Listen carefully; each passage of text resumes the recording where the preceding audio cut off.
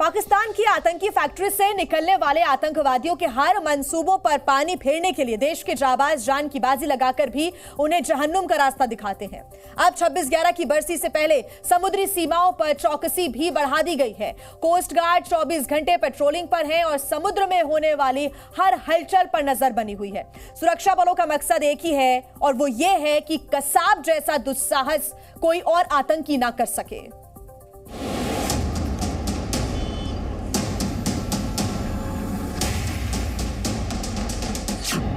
समुद्र पर अचूक सुरक्षा।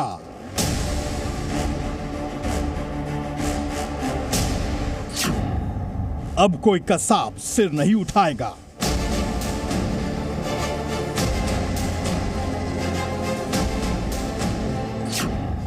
छब्बीस 11 का बदला बाकी है।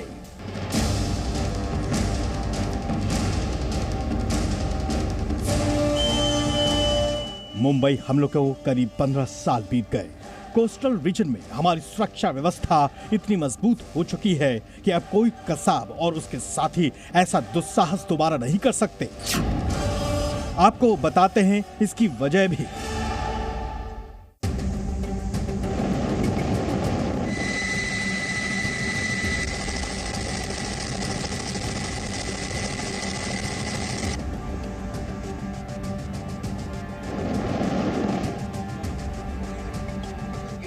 In the channel, one vessel is inbound, you are not in the channel. You are in the channel, right now in the channel. समुद्री सीमाओं की सुरक्षा के लिए कोस्ट गार्ड के जवान इसी अंदाज में 24 घंटे मुस्तैदी से डटे रहते हैं।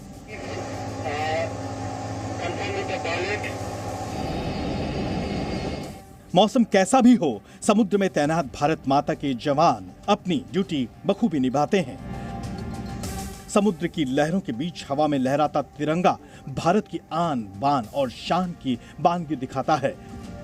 कच्छ की खाड़ी में कोस्ट गार्ड की मौजूदगी देश के दुश्मनों के बीच दहशत बढ़ाने के लिए काफी है।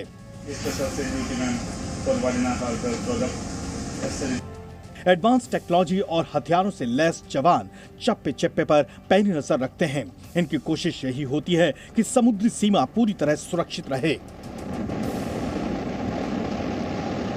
I can tell you with conviction that the Indian Coast Guard is having nearly 55 to 60 ships patrolling pan-India, and we are having about 10 to 12 aircrafts and helicopters which fly every day. So our response to any incidents is not more than 1 or 2 hours. 2008 में पाकिस्तानी आतंकी समुद्र के रास्ते ही मुंबई में दाखिल हुए थे।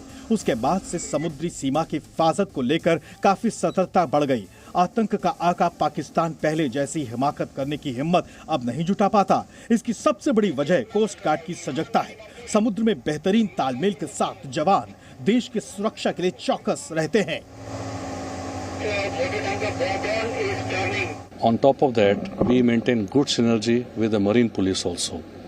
All the stakeholders who are involved in the coastal security construct, a very good synergy is being maintained with them.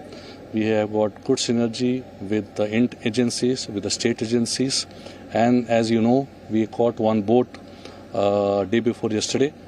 And this is not the first time we caught a boat. There are a lot of drugs, etc., which we have caught close to our borders, and our ships are actually actively involved in ensuring that our waters are free from any terrorist activity. Kutch की खाड़ी में हमारे जवान सीना तान कर खड़े हैं। अलग अलग बोट पर सवार होकर जवानों की टीम पेट्रोलिंग के लिए निकलती है। ये सिलसिला 24 घंटे चलता है। सुरक्षा में किसी तरह की चूक ना हो, इसका पूरा ख्याल रखा जाता है। Gulf of Kutch, Indian Coast Guard, as in Gulf of Kutch, we man Gulf of Kutch 24/7 due to sensitivity of the Gulf of Kutch, due to its proximity to the Pakistan coast, which is nearby to us. Gulf of Kutch is critical since around 70 to 80% of India's oil export is being carried out from the Gulf of Kutch. We have 13 in number SPMs over here, and we guard it 24/7. If there is any suspicious contact near the SPMs in the Gulf of Kutch, we go and approach the boat, board the boat with the standard boarding procedure which we follow, and we apprehend whatever is suspicious. And the Gulf of Kutch is manned 24/7. There are ships. समुद्र में coast guard की तरह ही navy भी पूरी तरह active है। ये video Bharat और रूसी नेवी के साझा अभ्यास का है। बंगाल की खाड़ी में दोनों देशों के नौसैनिकों ने जमकर युद्धाभ्यास भी किया है। इस दौरान भारतीय नौसेना के हेलीकॉप्टर रूसी नौसेना के जहाज पर उतरे। युद्ध की स्थिति में दुश्मनों को कैसे जवाब देना है और कैसे सबक सिखाना है, इसका अभ्यास किया गया।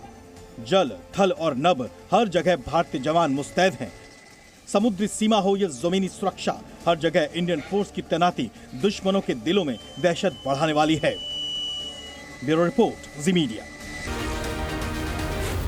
जी न्यूज़।